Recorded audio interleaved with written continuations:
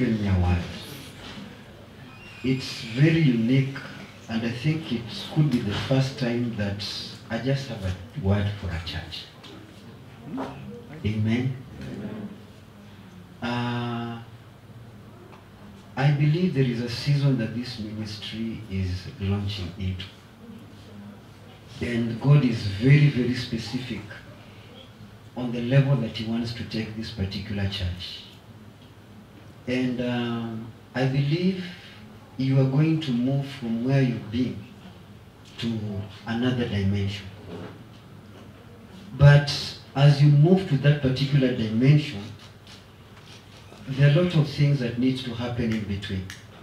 Because there are many times God has always released a word, and you find that there is abortion of purposes. There is abortion of purposes because many times people don't really know how to handle a prophetic word. Because when God releases a prophetic word, that word is deposited in your spirit womb. And you see, just like when a seed is deposited in a woman, it has to grow. But you see, if you don't take care of it, you can lose it. And that's what many times has happened. And I want to talk about bringing back the glory. Turn with me to 2 Samuel. 2 Samuel chapter 6. 2 Samuel chapter 6.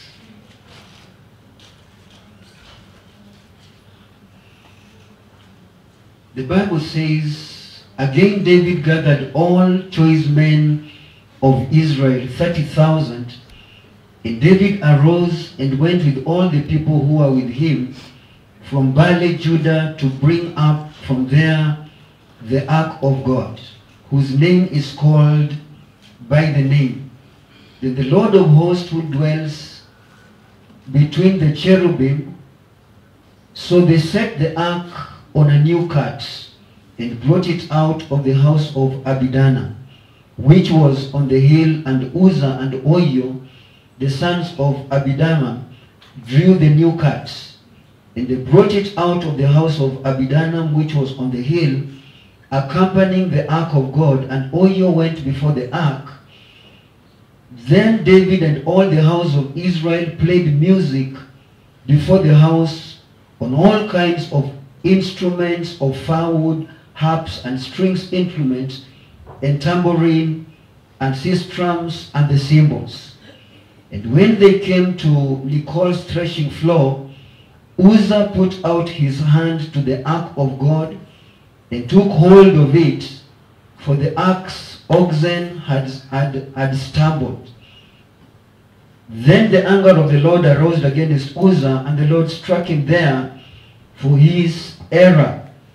And he died there by the ark of the Lord. And David became angry because of the Lord's outbreak against Uzzah. And he called the place Perez Uzzah to this day.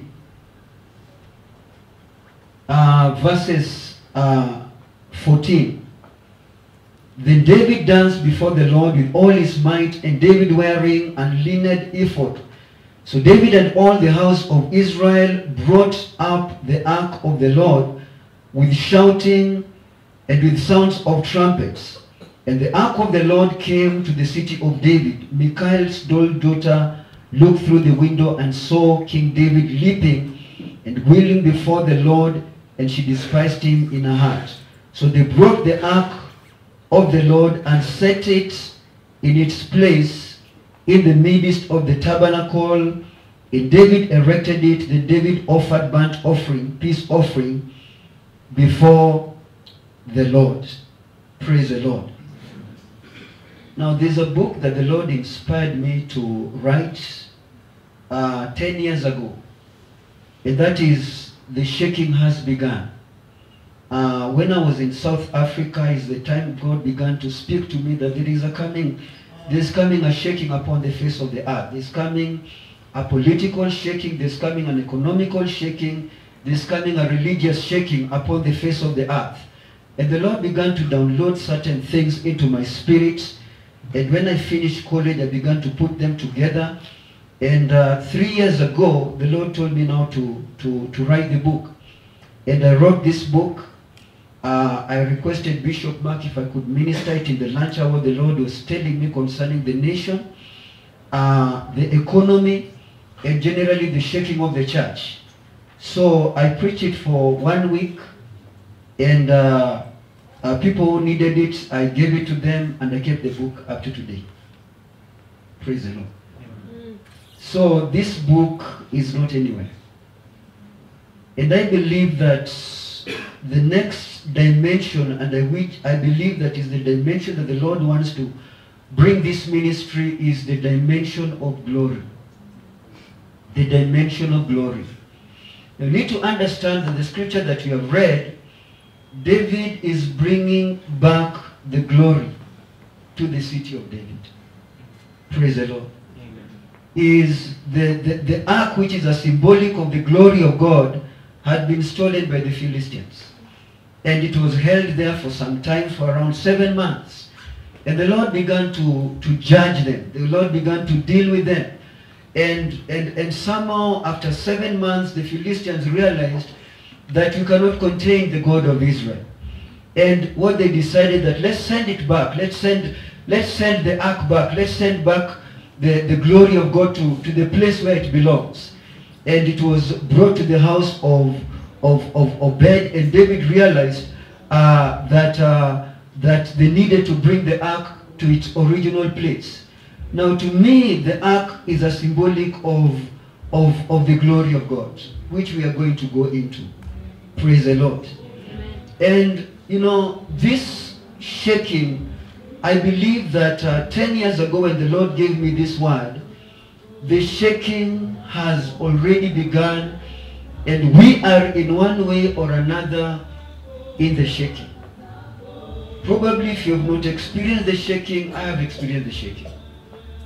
Praise the Lord. And what the Lord is saying, you know, I saw as I was praying, when I was just believing God to come, there was a veil that was opened before me, and a man in a linen cloth removed something like a scroll, and it was like he was handing it over to you. And as he handed over that particular scroll to you, he told you to eat it.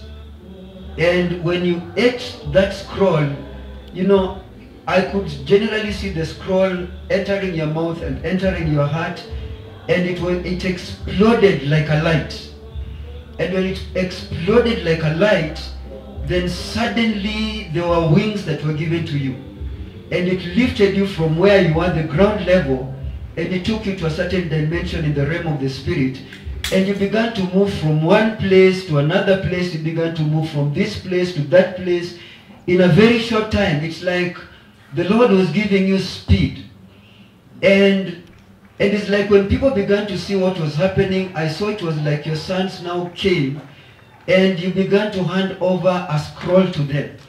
And as you're handing over the scroll to your sons, somehow whoever received these particular scrolls and went back, there was sudden change. It was like multiplication. The people that were running churches, it was like they were just doubling. Things were just beginning to happen. And you know, when I looked at that scroll, I saw it is a dimension of revelation. It is a dimension of glory that the Lord is ushering you into. Praise the Lord. Amen. Now, we need to understand dimensions of the kingdom. Amen. Is it okay if we just have a heart-to-heart talk? Yes. Feel free. You know, I can always change the atmosphere of the meeting and we begin to shout and run around and blah, blah, blah. But I don't want to go into that. You know, information is important. Yes. Jesus said that you shall know the truth. And it is the truth that you know that sets you free. And I believe where we are, we need to just download the truth. Because the truth is able to give you access to things that the mental mind might not give you. And I don't know whether all of us can see. I want us first of all to understand the dimensions of the kingdom. Because when the worship team was leading worship, they were generally speaking of what I wanted to minister. Generally, the worship was mainly based on blood and glory. And those are the two things that I want to talk about. I usually tell my worship team that before I enter into ministering, let the Lord minister to you what I need to minister. So that you know it's not manipulation, it is God. So when you're going to pray, you've got to tap into that dimension of the Spirit, because we don't have a big Holy Spirit for pastor and a small Holy Spirit for the congregation. Praise the Lord. Amen. The Holy Spirit is the Holy Spirit. So he who gives me the word as I wait upon it is able to give you a song, so you are able to bring the message in form of the song. So that we are in unity in the realm of the Spirit. Now, we need to understand that when God gave Moses a pattern, an order, he told Moses that I want you to build the tabernacle according to a specific pattern, a specific order that I've showed you in the mountain. In other words, God was taking a portion of heaven and downloading it into the terrestrial realm, or the realm that can be seen with the physical eyes. So in other words, he was telling him that what I want to do, I want to give you a picture of eternity. I want to give you a picture of my operation. I want to tell you how we can work together, how we can collaborate together concerning, because you are in the physical realm and in the spiritual realm, but there's something that I want to do in the realm of eternity. Now God operates in the realm of eternity and we operate in the realm of time. Praise the Lord. Amen. Now he told him that build a tabernacle, and in this tabernacle there is a gate. And then there is an outer court. Now the outer court, he told him, there is put there a brazen altar, which is the altar of sacrifice. And just before the entrance of the sanctuary, put some water, which is the brazen laver. Put some water there, so that before the priest enter into the sanctuary, is able to wash his legs on this particular water. Now in the sanctuary, we had the golden candlestick, we had the table of shewbread, and then we had the brazen laver there. And then in the Holy of Holies now, we had the mercy seat. We had the mercy seat that had the Ark of the Covenant.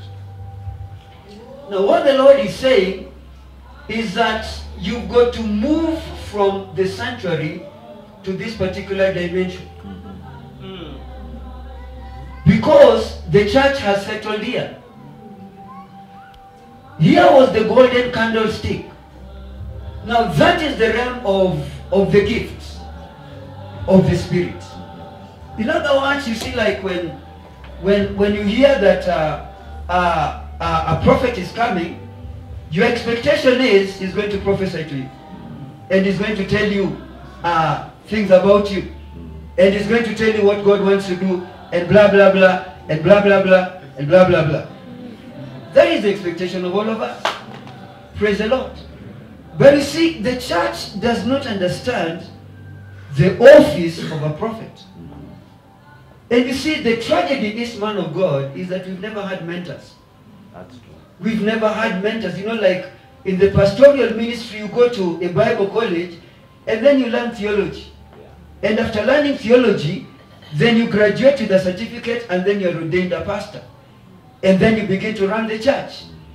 If you are an evangelist, what people know about you is somebody who's going to win souls and bring them to the church. Praise the Lord. And if you are a teacher, you need to sit in the congregation there, and if there's an opportunity, you can come and teach us once in a while. Praise the Lord. So the person who is moving in signs, wonders, and miracle have the biggest churches in the world. People that are moving in word of knowledge, word of wisdom, discernment of spirit, everybody wants to flock around them so that they can receive a word from God. But you see, the church has never been mentored. How do you, once you've received that word, how does it come to manifestation? Because me, I'm not in a hurry to begin to prophesy. Praise the Lord. I'm not about to prophesy. Let me prepare you in advance. Praise the Lord. I can change gears now, and this can become another song. Last week I attended a worship, what was it? A worship, 24 worship experience. And I was just seated in the congregation, and they called me. You know, the man of God is in the congregation. And you see, as I walked in the pulpit, the atmosphere changed. And I saw a veil opened in heaven. I've never seen anything like that. A veil suddenly opened in the heaven, and I saw it was like Jesus calling the bride to come. Amen? Calling the bride to come. Now, this is an open vision. This is an open vision. And you are literally seeing a window in heaven. It's like you are literally seeing a movie and conveying the congregation to the congregation what you see. So what I'm trying to say is that switching into the realm of the Spirit was a big deal. But obedience is better than sacrifice. Yes. Yes. Praise the Lord. Amen. There's something that I want you people to embrace in your spirit, man. Because if at all there is a journey that you are going and you're not prepared, then there can't be an abortion of purposes. Yes. Yeah. And the Lord does not want that. Now you see this tabernacle, which is the kingdom, representing the kingdom. There was a gate here. And now you had to enter the kingdom through the gate. The priest had to enter through this gate. But you see, there was an entry to the kingdom and a progressive entry. You did not enter and stand at the gate. Are you with me? Yes. You had to enter and proceed on to the sanctuary and proceed on to the Holy of Holies, where the glory of God is. Now the tragedy is, once we have been born again, we enter through the gate and then we settle there and begin to serve, which is still okay. You enter, you are born again as a child of the kingdom, and Jesus Christ is your personal Savior. And by the grace of God, once you've entered, you settle there as an usher, you settle there as a worshiper, you settle there as a keyboardist, you settle there as any other person in the church. But you see, that is just the entry. Now, apart from progressive entry, as you enter the kingdom, this kingdom has to enter you.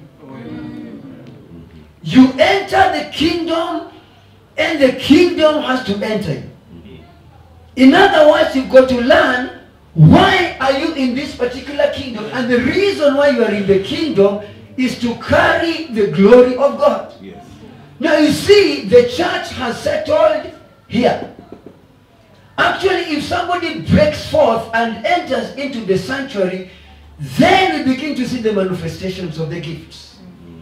And when somebody is prophesying, somebody is used in healing, now we regard him as a man of God.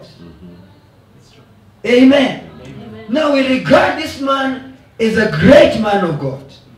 And that's how the work of God has been aborted. Because you see, David erred. David erred. Now, you know, when I read this particular scripture, let's go to 1 Chronicles. 1 Chronicles. 1 Chronicles 13. 1 Chronicles 13 is almost the same thing.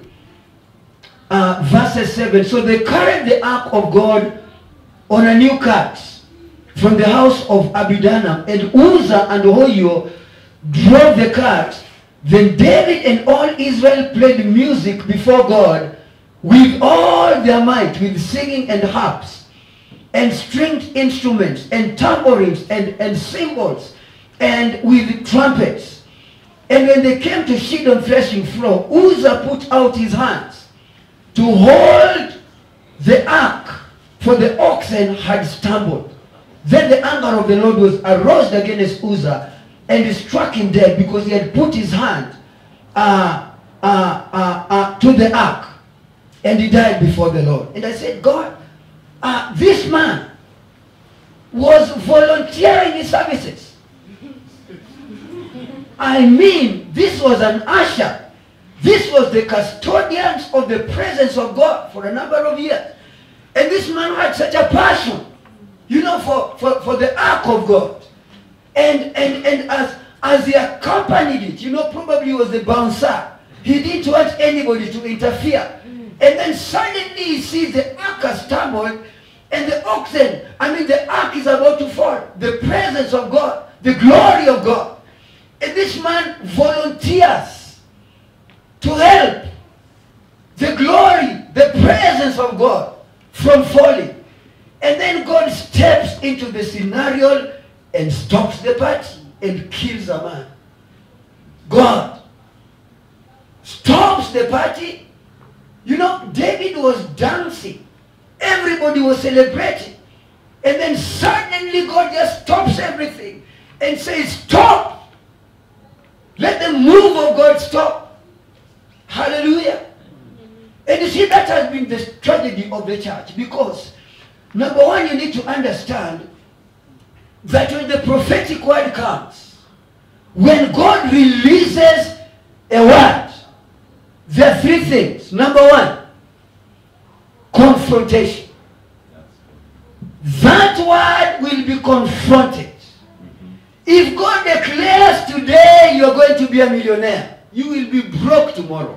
I'm telling you the truth. You will be sacked from your place of work.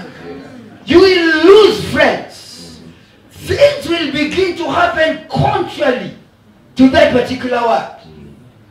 And then you'll say, was that man really a man of God? Yeah. This man has just prophesied my going out, my prosperity, and this and this and this and this, and suddenly your boss that morning is moody and then just sacks you from the place of work. You know, the contracts that you're believing God for, some of which you've gotten a breakthrough, are just cancelled. This happened, this happened, this happened, this happened, this happened. You know, God has just prophesied you're going to get married. Things just turn out the other way. You know, in my wedding, I marched alone. Praise the Lord. I marched alone. People wanted me to buy for them suits. I was just coming from South Africa briefly. And my liner told me, you know, since you're coming from South Africa, you'll have to come with suits. I told them, fine, I'll march alone. Amen. Praise the Lord. I told them, you have your team. Fine, you have your team. Me, I'm coming alone. After all, I'm not getting married to them. I'm not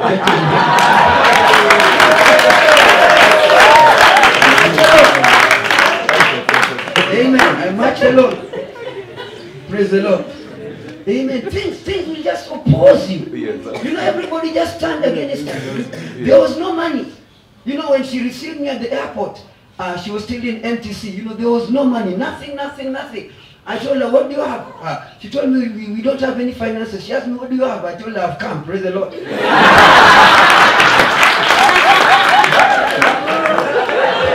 I told her, set up your team.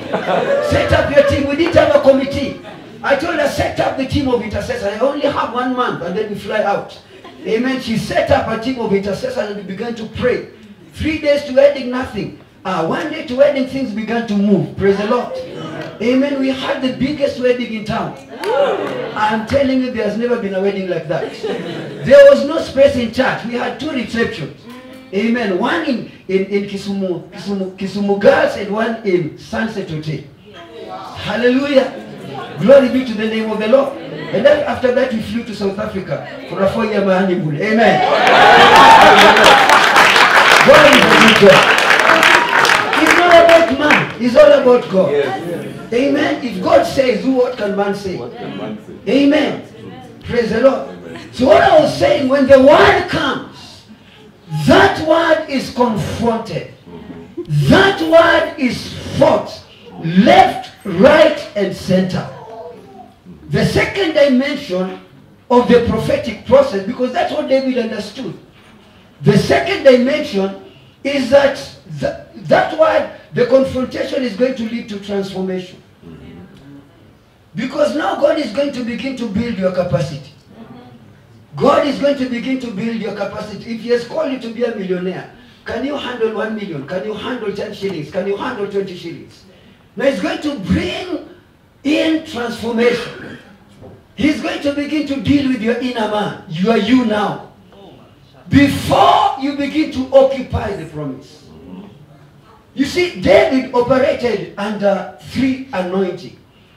The prophetic anointing. And you see what introduced him to the prophetic anointing was the lion and the bear.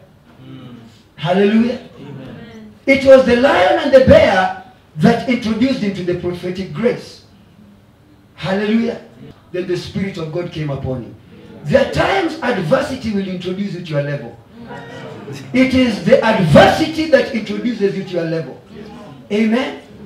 And then he is introduced to the kingly anointing. Samuel comes and anoints him king of Israel. And guess who introduced him to the king, to be king of Israel? God allows Saul to whip him. God positions a man to deal with him. And that is why at times God will allow enemies so that He can prepare a table. You need an enemy at times. You need somebody that will oppose you. You need somebody that will deal with you. You know, the reason why I appreciate the pastor, I didn't know that I would be a pastor. I'm telling you the truth. As the man of God said, we were prayed for in the church after serving for 7 years, one Sunday. And Bishop said, now he's going to open his church. Bishop Mark. Praise the Lord. They did for us a party. And my wife and my children, they were crying in the pulpit. And even Bishop's wife said, you know, this time Bishop did hear God. Praise the Lord. And you see, the land which we were supposed to build our house is where the Lord said, you know, the church will be there. We had no money. You know, the church was paying for the rent, the children's school fees, literally everything. Now in one day, you realize that everything is cut. And you don't know where to go. And God is quiet. Praise the Lord. And you wonder, God. So somebody calls me and tells me, Pastor Eli, I heard that no, he told me that I have a business. So I told him, you know, I've been released now. Bishop Mark is our bishop. He's your bishop. So me, I'm believing God. Amen. So tell Bishop to pray for your business. So he said, God has told me you. I said, no, I'm now not a pastor there. You tell Bishop to pray for me. So he said, no, God has said you to pray for me. So what happened, he insisted and brought a vehicle to where I was and carried me to his business place. So I began to pray. It was an hotel. So we began to pray from room to office, blah, blah, blah, blah, blah. And finally there was the hall. So he said, by the way, I heard that you announced that you're going to start. I said, do you have a place? I said, no. He said, this is going to be a church. The chairs are there. And he said, by the way, the people are here, left equipment. So the keyboard is there, the microphone is there, everything is there. And he said, on Sunday, we are going to be your church members. Praise the Lord. Amen. They don't stand around and the people came. That's how we began. Praise the Lord. Amen. I said, praise the Lord. Amen. So where we were to build our house is now where we build the church. Amen. Amen. Now how did I come to that? Praise Jesus. I was talking about transformation. And that's where I'm going to go. Because unless you understand that confrontation has to come, and then God has now to begin to deal with your inner man. God has to begin to deal with now the you. Amen? Not the outer man, because we are spirits. We have a soul, and then we are packaged in a body. Now the Lord is not really after the body. He's after the soul and your spirit man. So the transformation is now going to deal with your spirit man. Amen. And now when he's sure that you're able to handle the blessings, now you can occupy. So the last process is occupation. Whereby now you occupy that which God ordained for you. Amen. Now that is what generally I call the prophetic process. Can somebody say the prophetic process? Now, if as a church, the Lord is removing you from this dimension to this dimension and wants you to handle glory, is a very risky affair. Amen. You know, there's a time I asked the church, how many wants to receive the glory of God? Let me ask you, how many wants to receive the glory of God?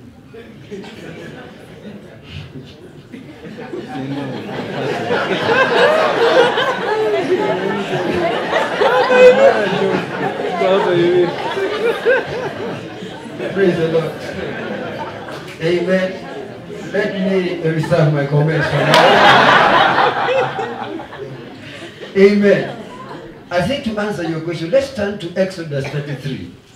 Exodus 33. Thank you, Jesus. Thank you, Jesus. Exodus 33. Exodus 33. There's somebody here that you're having some issues in marriage. There's some conflicts in marriage. Somebody is stepping on your toes and you're not feeling good about it. Praise the Lord. let me not go into that now. Praise the Lord. Exodus chapter 33. Exodus chapter 33. Amen. Let me teach the word. Exodus chapter 33 and verses 18. The Bible says, then he said to him, if your presence does not go with us, do not bring us from here. For how will it know? For how then will it be known that your people and I have found grace in your sight? Let me jump to verses 18. The Bible says, then he said, please show me your glory. Then he said, I will make my goodness to pass before you, and I will proclaim the name of the Lord before you. I will be gracious to those I will be gracious, and I will have compassion on those who I'll have compassion. Now the Lord is telling Moses that any man that sees my face is a dead man. He says nobody sees my face and lives. In other words, if you are ready to see my face, if you are ready to see my glory, then you've got to be ready to die. Hallelujah. Can I ask the question again? Praise the Lord. How many are ready for burial?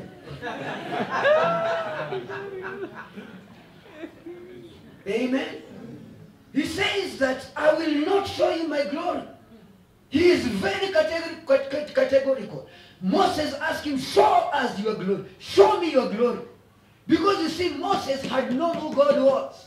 The same glory went before them in a form of cloud and in form of fire. Now that was the Shekinah glory of God. That is exactly what showed up here on the mercy seat. It was the Shekinah glory. It was a visible presence of God coming down. In other words, God was saying, I'm around. And when the Lord is around, I know he's around. I know he's around. Praise the Lord. Amen. So he tells Moses, that you know what, Moses? I'll show you my back. For now, let's begin from there. Amen.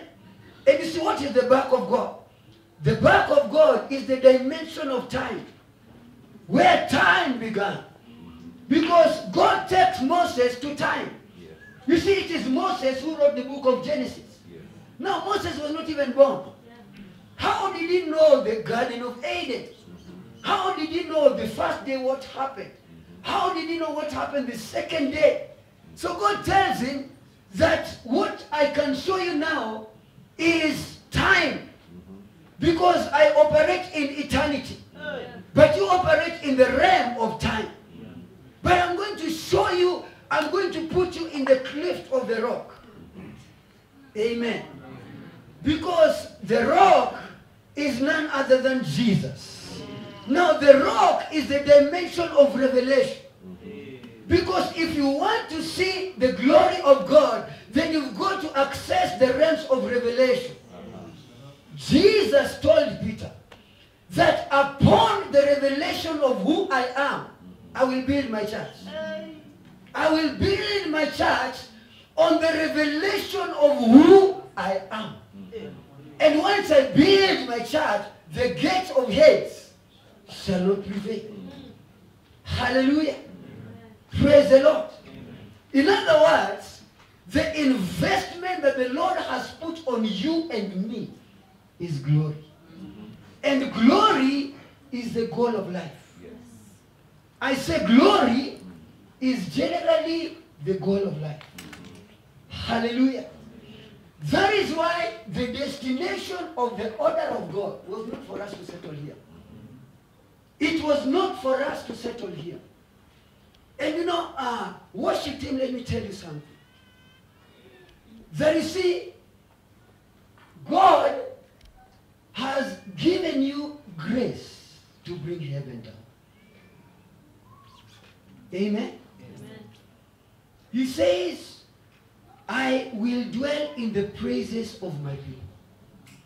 And he says, I will declare your name in the midst of the worshiping congregation. Now, if the worship team could understand what God wants to do in manifesting his glory here, because what he says, that, to just paraphrase it, when people are worshiping God, then Jesus comes. He is there. He does not even come, he's already there. Amen. Now he says that in the midst of the worshiping congregation, I will declare your name. Now what happens that when we begin to go to the high praises of God, then Jesus begins to declare the name of God the Father to his brethren. And we are his brethren. So Jesus will stand here and begin to say he's Jehovah Rapha. He's Jehovah Nissi. Praise the Lord. And when he declares the name of the Lord, then it means that God is going to watch over the world to perform it. And healing takes place, deliverance takes place, this takes place, because now you begin to operate, not to operate from the realm of time, but you're going to the realm of eternity. Amen. Praise the Lord. You need to understand, how many believe that there are angels here? Have you seen them?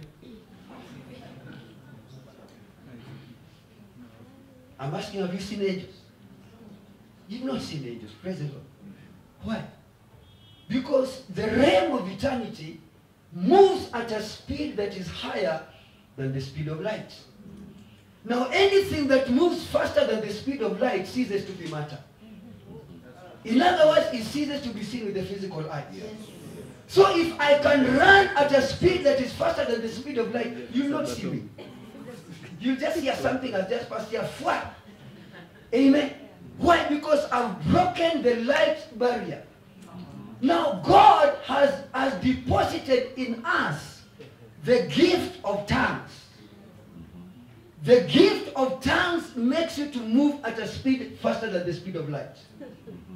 And that's how you are able to download things in the realm of the spirit to the natural realm. Yes. Hallelujah. So God tells Moses that you can't see my glory. You can only see my face. Amen. So he takes him to the realm of time and begins to download information. He downloads Genesis. He downloads Exodus. He downloads Leviticus, Deuteronomy. Moses begins to move in the realm of revelation. Now hear me, church. If you want to move in the next dimension, we've got to embrace revelation. I say we've got to embrace revelation. Because the church is built on the revelation of who he is. He asked his disciples, who do people say I am? And they were saying, some say you are John the Baptist. You are one of the prophets. And then he tells them, you, who do you say that I am? And Peter said, you are Christ. Amen. He does not say you are Jesus. Amen. He does not say you are Jesus because Jesus was the humanity of God. Christ is his divinity.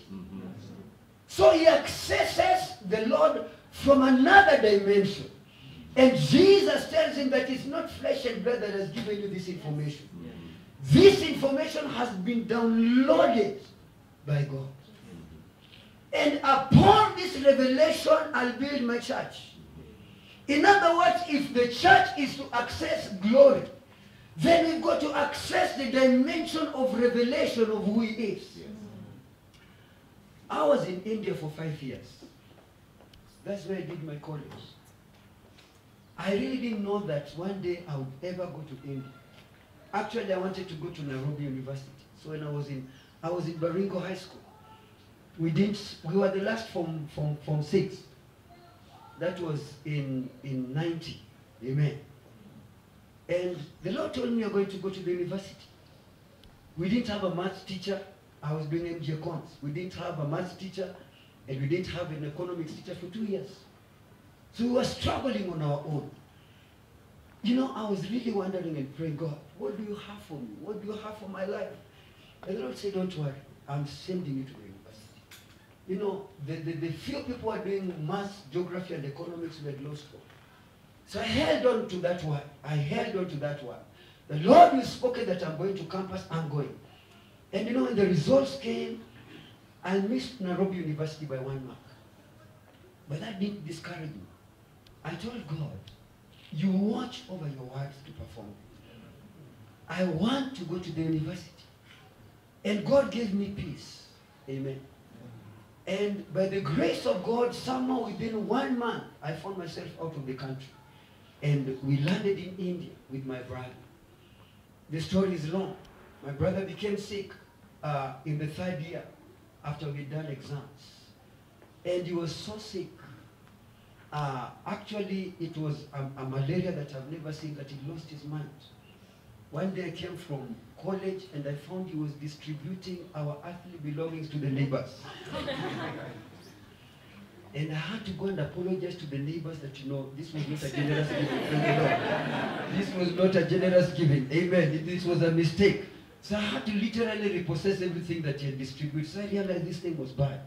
You know, we didn't have money. We didn't have money at all. When you're in a foreign land and finances delay, you understand what the Bible says, that the just shall live by faith. That scripture works. Praise the Lord. It works. Amen. So the sickness went to an extent that my brother's health became a worry. And one day when I was struggling to take him to hospital, my brother died in my hand. We were 4 brothers. We were 3. They were helping me to accompany William to hospital. And when I saw what had happened, he closed his eyes in death. I told those brethren that let's return this body to the house. Let's return this body to the house. So we drove the body. Some of them carried his legs, some of them carried their hands, and we put the body on his bed. And I told the brethren that I'm not about to send information to Mama that William has passed on, because I didn't even tell them that he was sick. And I locked the door. I told them, we're not leaving this house until this man resurrects. Praise the Lord. Have you ever heard of all manner of prayers? Praise the Lord. We prayed all manner of prayers. And suddenly William jumped from the bed, alive. Hallelujah. Amen. Praise the Lord. Amen. Beloved, it was unfortunate that we had those grills on the windows. Otherwise, we would have taken off. You know, at times God can do a miracle until it even shocks you. You don't know what to do with yourself. You know, this man resurrected not sick. He came back and told me, Eli, I was out of my body and I saw you people carrying me to the room. I saw you carrying my body. And somehow you refuse to let go. You prayed until I found myself back to my body. Today my brother is a doctor, praise the Lord, and teaching in one of the powerful universities. Isn't the Lord a good God? Now that is the last doctrine that the Lord is restoring to the church. Amen. The doctrine of the resurrection of the dead. We've never moved into that dimension, beloved. Yeah. But now the Lord wants us to move from the sanctuary, whereby we are used to gifts of the Spirit, the word of knowledge, word of wisdom. We want to go to a place whereby we are going to see the manifestation of His glory. Because in the presence of His glory, you don't need faith and you don't need anointing. He is there. In the dimension of glory, you don't need faith. You don't need anointing. Because the glory, when the glory comes, it is the goal of life. It is the goal of life. You begin to have access to everything that you need. So, God tells Moses that I'll put you in the cliff on the rock. Amen. And when I pass, then you shall see my back. And you know, I'm so grateful to God that He has given us the glory. I say He has given us the glory. And beloved, if you can be partakers of this knowledge today, because I do believe from the bottom of my heart that I don't just come. Bwana sifiwe. Praise the Lord. Amen. I don't just come. I see this congregation as a game changer in this town. Amen. I see this congregation as a game changer. In the name of Jesus. Amen. I've seen it in the worship. And I've seen if there's a dimension you can access. Beloved, you need a study. I say you need a study. You know, the Bible says that creation is groaning for the manifestations of sons. The creation is groaning for the manifestations of sons. I don't know how many of us have ever visited an hospital to begin to pray for patients. And as you pray for one, the rest are looking at you that, am I the next online? Can you please come? Because cancer is now a killer. More than even HIV/AIDS. The kind of sickness and diseases that are all over, you cannot believe. The creation is groaning for the manifestations of sons. People have lost hope in the politicians. When you read this book on the shaking has begun, there are manifestations of things that are now happening. I was with Bishop Akagitonga and I was showing him one of the pages concerning the president of the people. The image that Nebuchadnezzar saw. You see, Daniel interpreted that particular image. But when it comes to the top, it was the iron and the what? The iron and the clay that cannot mix together. That means the rule of the government and the rule of the people. They can never mix together. The people can decide this is what we want, and there's nothing that they... Now that is beginning to realign itself. Are you with me? There are things that, you know, I was reading this book the other day and I was wondering, God, I didn't know these things are going to take place. But you see, as the things are taking place, Habakkuk could say that after the shaking, now he reveals his glory. He reveals his glory. Glory be to the name of the Lord. You know, when it comes to economic shake-up, I don't know about Nairobi, but I'm telling you, economies of the world have been shaken.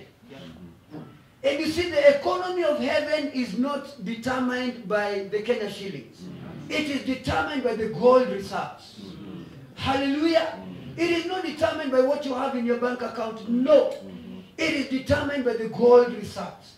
And that is why the moment you access the glory of God, you know, when there was a time Jesus Christ was in the wilderness and he was ministering to people.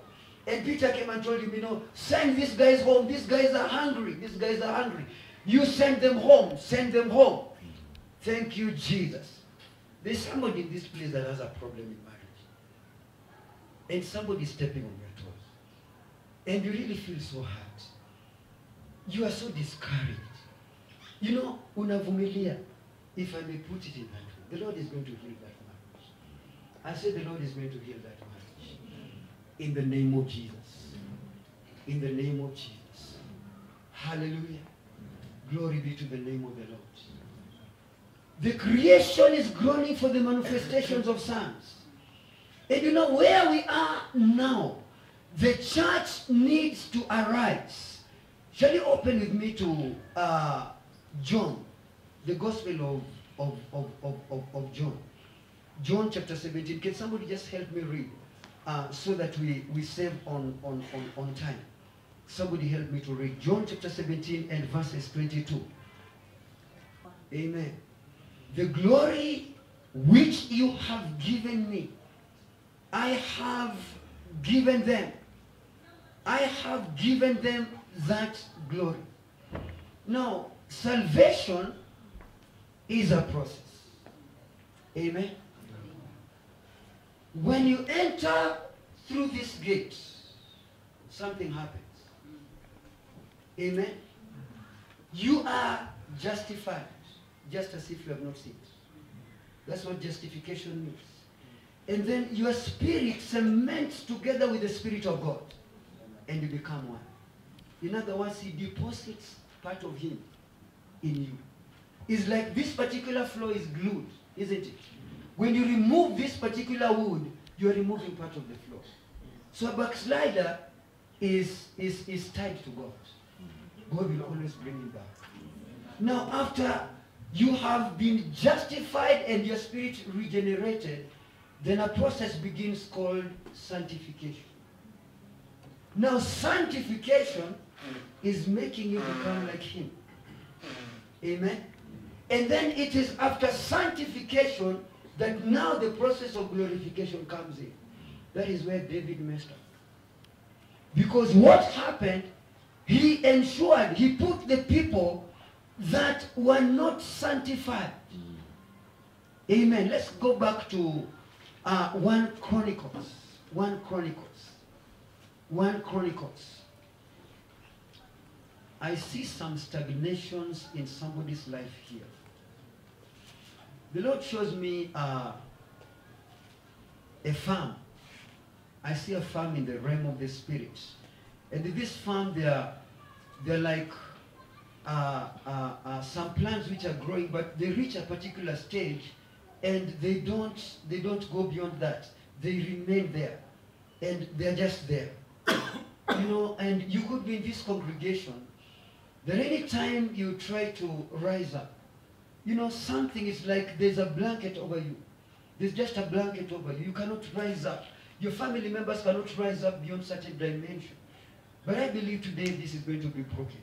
I'm removing that blanket in the name of Jesus. In the name of Jesus.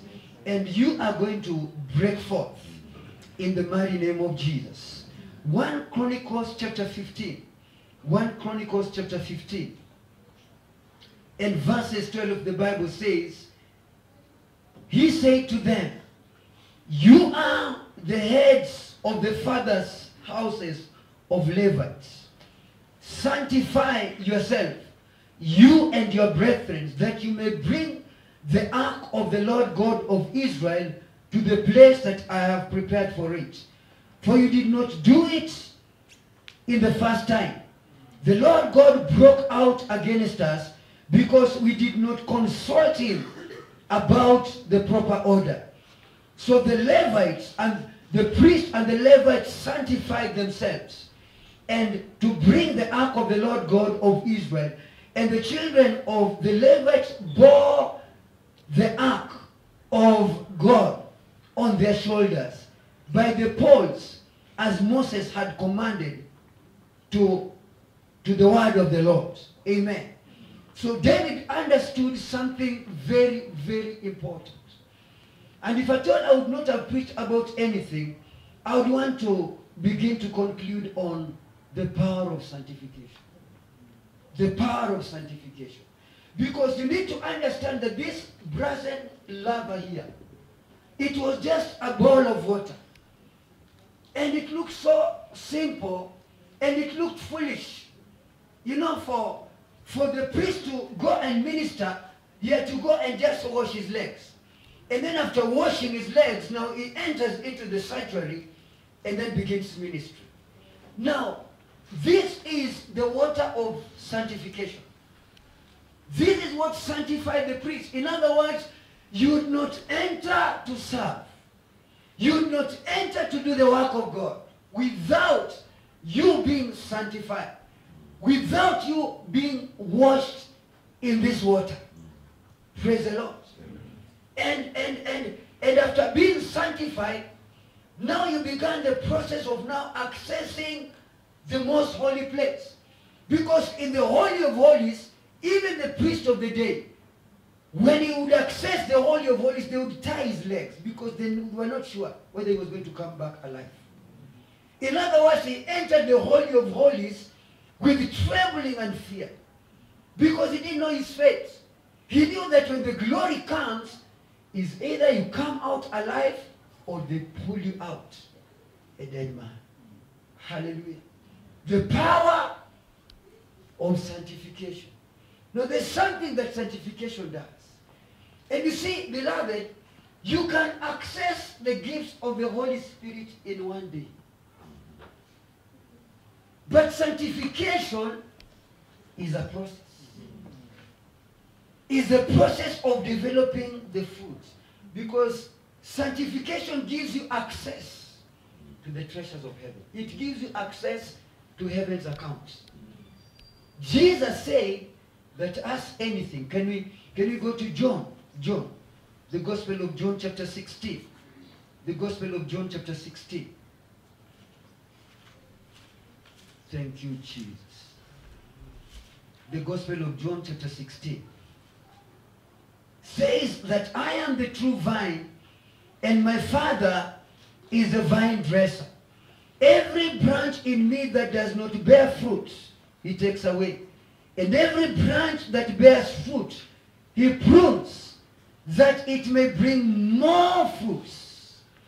Then it continues to say down there, that if you abide in me and my word abides in you, you will ask what you desire, and it shall be done for you. In other words, Jesus is saying, I'm giving you an empty check. Write any amount you want. This gospel needs somebody who has laid down his life.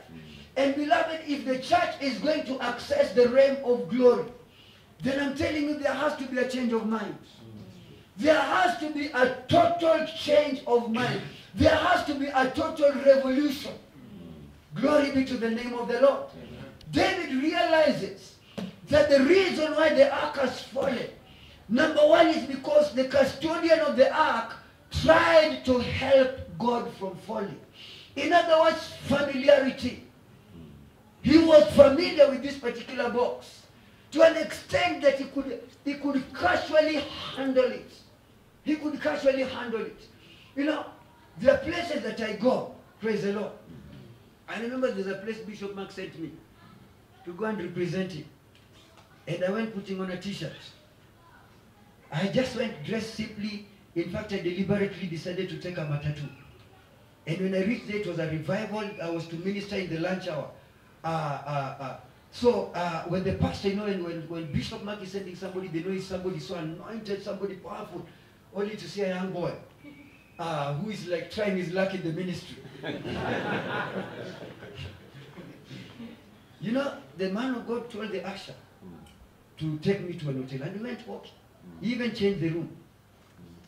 So I said, anyway, God, we thank you for everything. I went to lunch, I walking, sat there, humbled myself. The man of God ensured that he took 3/4 of the lunch hour and gave me 15 minutes because he was not sure. So those 15 minutes he gave me, praise the Lord. When I handed back the microphone, he came and carried my Bible. Amen. Amen. He took me to his office and he began to cry. He told me, I repent. They changed my room immediately. I was escorted to my hotel in a vehicle. Praise the Lord. Familiarity. Familiarity of the grace. Yeah. Because there are many times we become so familiar. We become so familiar with the grace and with the anointing that we miss out. Totally miss out. Are you listening to me? Now, these guys, Uzzah, were familiar with that box. They thought it was just another ordinary box. And he wanted to rescue God from falling. Amen. Glory be to the name of the Lord. Is somebody listening to me? David sanctified the priesthood. And that's why I want to finish with this bread and my sword. Amen. Then we can minister to the Lord. I don't know how much time I have. I don't want to. I need to be obedient to the Father of the house. Amen. Somebody give Jesus Christ a word offering. Amen. You know, this gospel of the kingdom is built on revelation. Is built on revelation. You know, there are times I think, what made the lions not to eat Daniel? What was the secret that Daniel had? That the lions could not eat him. What was the secret? That the fire could not consume Shadrach, Meshach, and Abednego. These were human beings like you and me, with flesh and blood. And Nebuchadnezzar throws them into the fire, and fire has no power over them. The lions have no power over Daniel. And Jesus Christ in the wilderness, when Peter is telling him that these guys are hungry, give them food. And Jesus tells Peter that you give them food. In other words, what Jesus Christ is saying, that you have the ability. You have the power. You are able to feed 30,000 people without necessarily going to your ATM. And beloved, I can tell you that the same God of Daniel, the same God of Shadrach, Meshach, and Abednego is our God. I say is our God. You know, when I was in India, you know, India, by the way, I think when the devil was cast out of heaven, he fell in it. I'm telling you. He must have fallen there. He must have fallen there. And that was my training ground. Nobody laid hands on me to be filled with the Holy Ghost. The Holy Ghost located me where I was. Praise the Lord. There, if you're not filled with the Holy Ghost, you can't survive. Are you listening to me? That is the place I realized that this God can provide. This God can provide. You know, our remittances could be sent after every 3 months. And you know, those were not the days that we had whatever we have today. We had to use telegram. And this ring. You know, it goes through an operator somewhere. And then it transfers you to somebody, and somebody transfers you to somebody before you locate the person. So which means that if your draft delays, or there is a mistake, then it has to be returned to Kenya. It takes not less than 2 months before you receive it. And time came whereby I'd borrowed money, I'd assured the landlord, blah, blah, blah, blah, blah, blah. You know the time that, you know, when you're leaving the house in the morning, you are tiptoeing, at least you wake up the landlord. And then the check has a problem. And it has to go back for 3 months for you to receive it again. God has to be a provider. And you know what God does? God creates a situation for revelation. God has to create a situation for him to reveal himself. God never gave himself any name. It is man who gave God a name as a result of revelation. Abraham called him Jehovah Jireh because he provided. So unless we move into the realm of revelation, we shall never see his glory. The church is built on the revelation of who he is. Hallelujah. Now, God tells David tells these people, they sanctify yourself. Amen. Because there's an element of sanctification in the Old Testament called salt. Amen. Hallelujah. You know, when we talk about righteousness, We have the imputed righteousness. When you get born again, you become the righteousness of God. Amen. But after becoming the righteousness of God, that is the imputed righteousness. That's the working of the practice of righteousness. I may not go deep into the scripture because of limitation of time. But now you've got to begin to walk in righteousness, because the kingdom of God is righteousness, love, joy in the Holy Ghost. Hallelujah.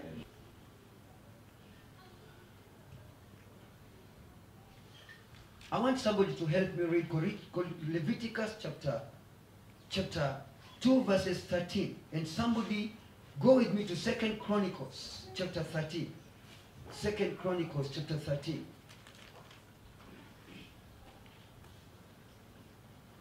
Second Chronicles chapter 13. Leviticus 13. And every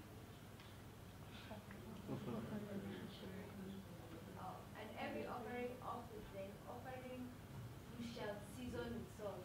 You shall not allow the salt of the covenant of your God to be lacking from the grain offering. Amen. All your offerings you shall offer salt. Amen. Mark chapter 9 verses 49. Mark chapter 9, because Jesus Christ is talking about the same.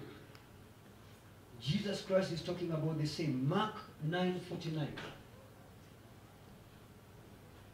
The Bible says, for everyone will be seasoned with fire, and every sacrifice will be seasoned with salt. Go down.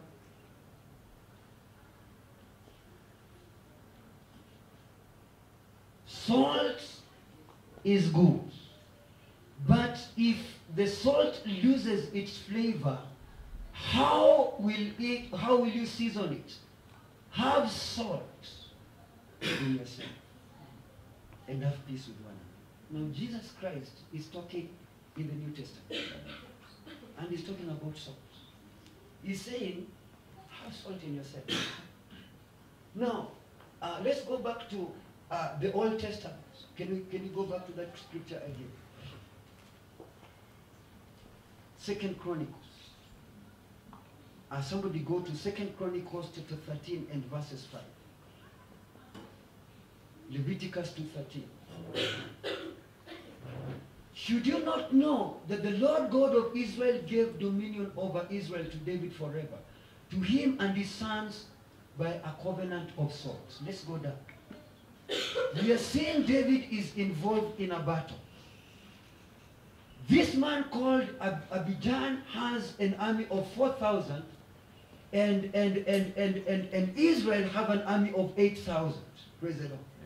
Now, this army is doubling this other army. But Abijam understands a certain key.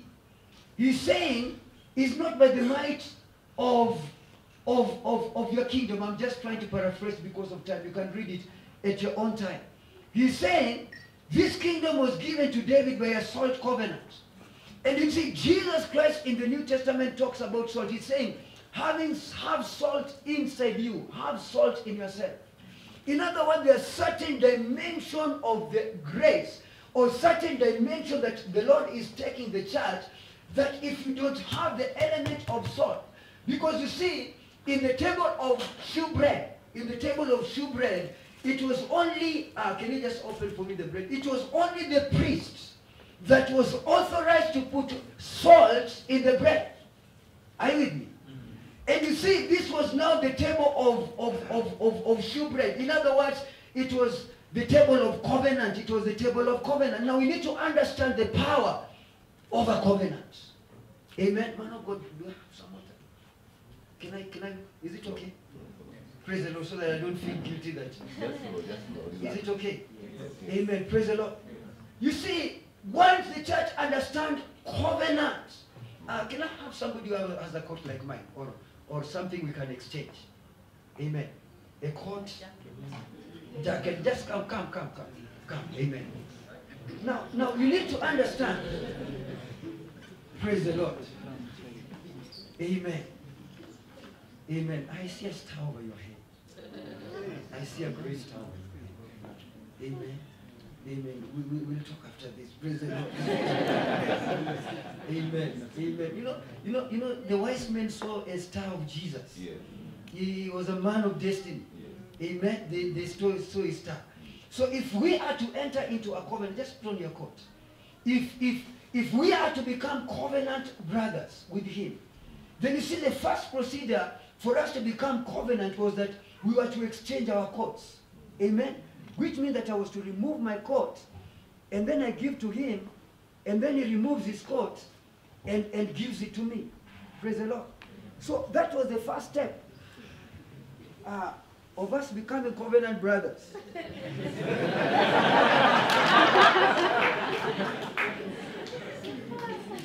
Praise the Lord. Amen. Amen. Now what were we telling one another? We were telling one another that we have exchanged our nature. In other words, when I see you, I see myself. Yes. When you see me, you see yourself. In other words, if anybody touches you, he has touched me. If anybody does anything to you, he has done it to me. Why? Because now we have exchanged our nature. Now Jesus became sin for us, that we may become the righteousness of God. So he removed his coat of sin and exchanged it to us and gave us his coat for righteousness.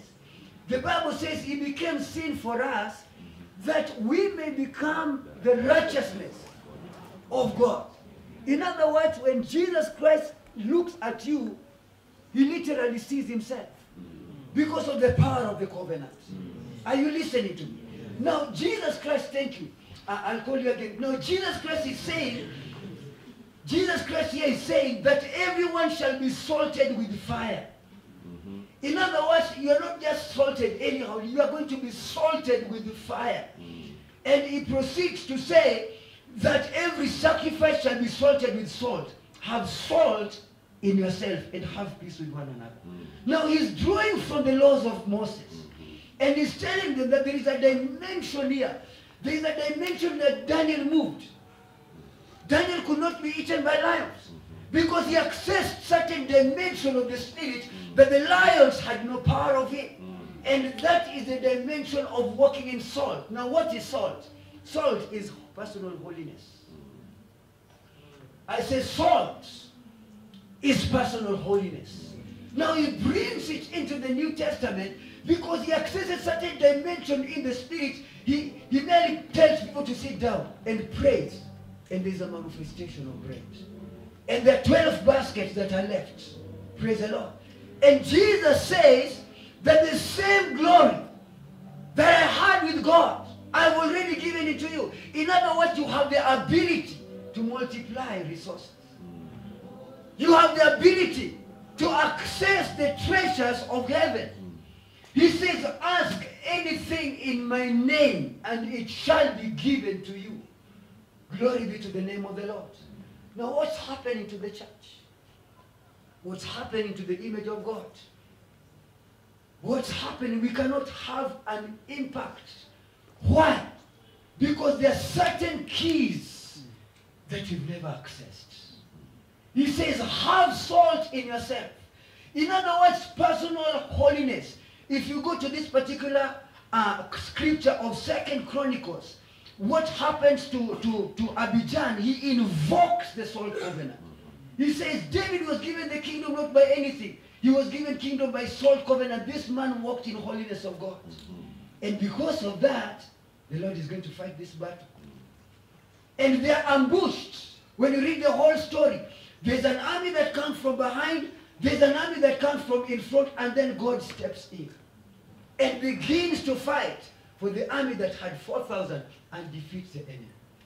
Hallelujah. Amen. There is a dimension, man of God, that the Lord is leading this church.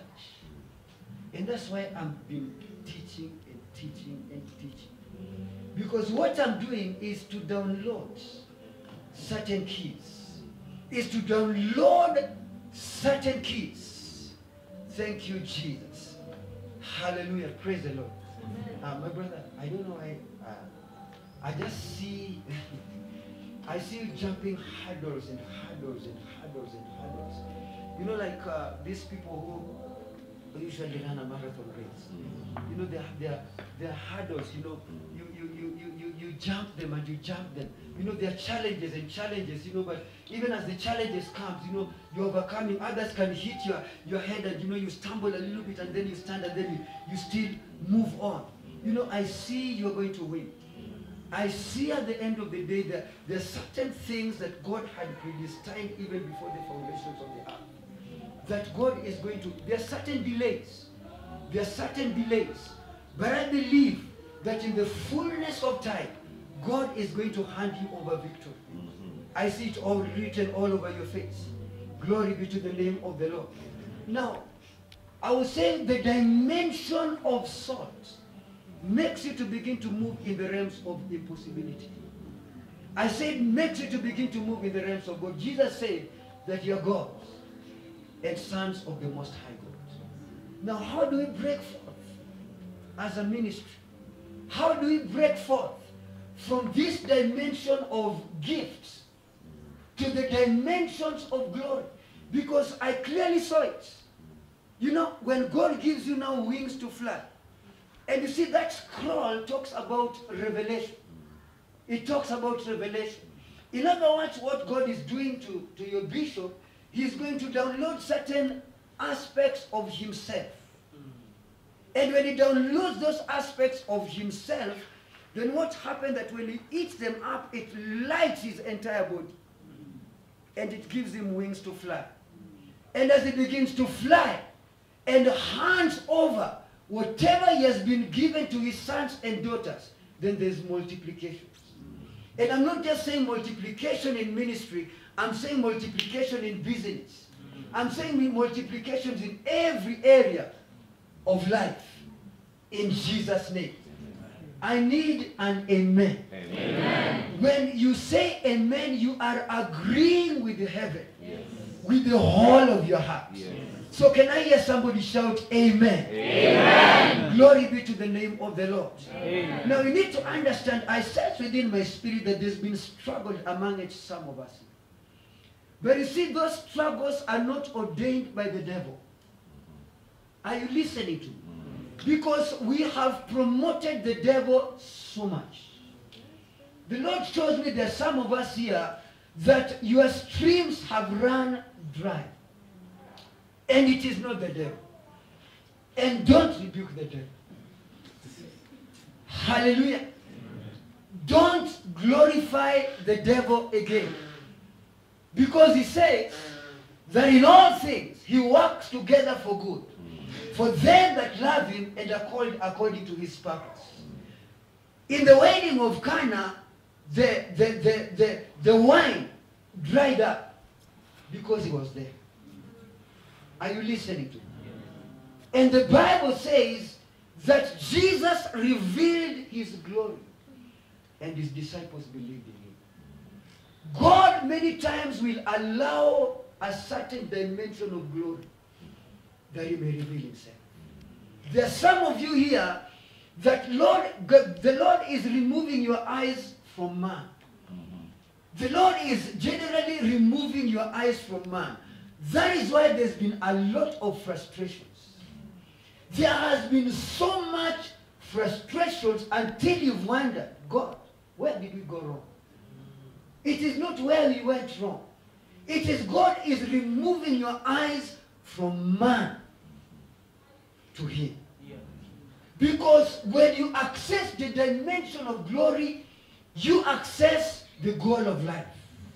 You find protection, you find fulfillment, and you find provision. When he removed Israel from Egypt, he provided for them, protected them, and gave them everything they need in the wilderness. Hallelujah. Amen. David says that we did not follow the correct order. We didn't follow the correct order. So he tells the Levites, can I get some Levites here? In the name of Jesus. Some 4 people to help me carry this. Thank you, Jesus. Just carry it on your shoulder.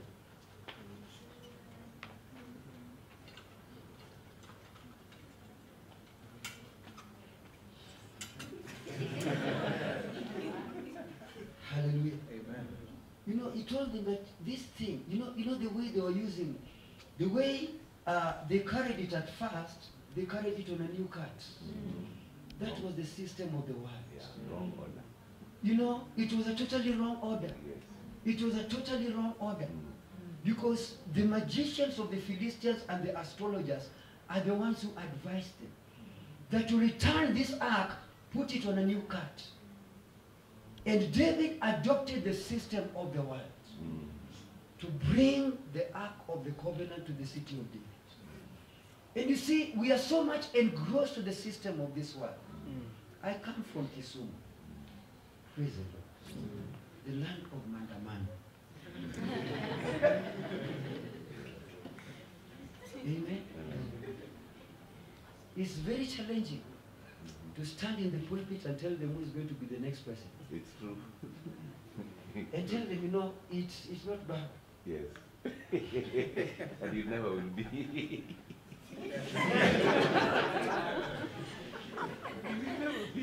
Praise the Lord. We have a place called Condell. Oh my God. You know Condell? Yes. You know car wash? Yes. Just before I came, their chairman came to my office Oh. and told me, Pastor, now we need to partner. Yeah. We are tired of burning tiles in the streets. Yeah. Because I've been going there. After church service, I just go there and I sit down with them and tell them, gentlemen, I'm from church now. Now I've come to pray for you. Amen. And we hold hands together. And then I pray for them. And I talk to them. I told them, you know, it doesn't help if we burn tiles, we burn our roads. You know, at the end of the day, you will not get bread from these politicians. Let's come to church. Let's serve God.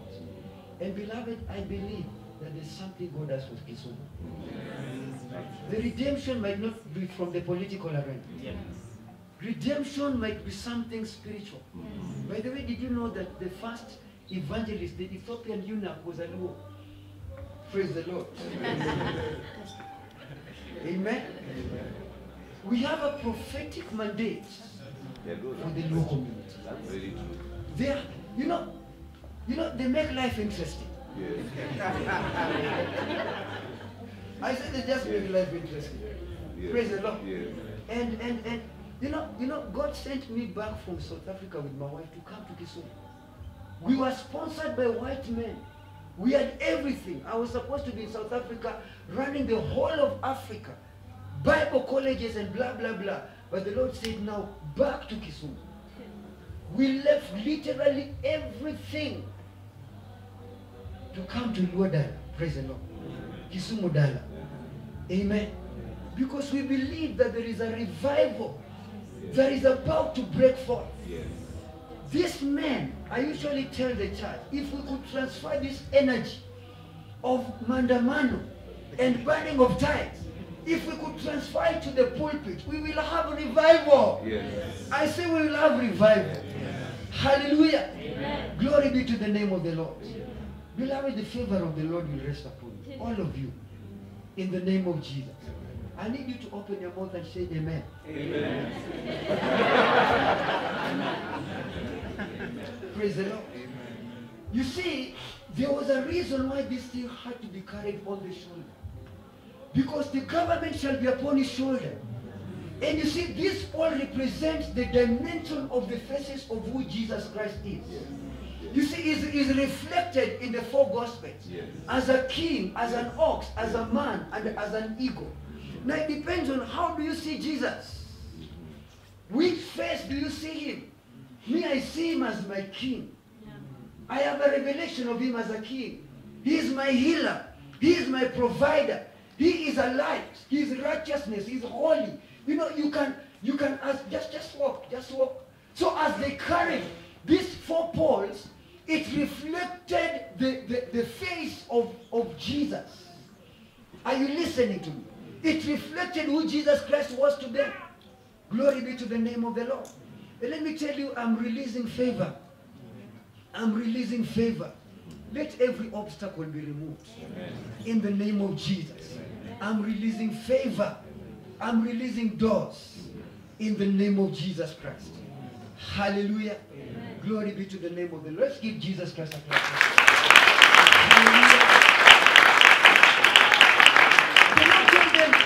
has to be done in the proper order. There's no shortcut. There's no shortcut. Hallelujah. We've got to do it the right way. There's no negotiation. There's no negotiation. Amen. Just read the praise the Lord. Amen. There's no negotiation about this. There's no shortcuts about this. We've got to do it in the correct order. Hallelujah. Shall we just rise up in the presence of the Lord?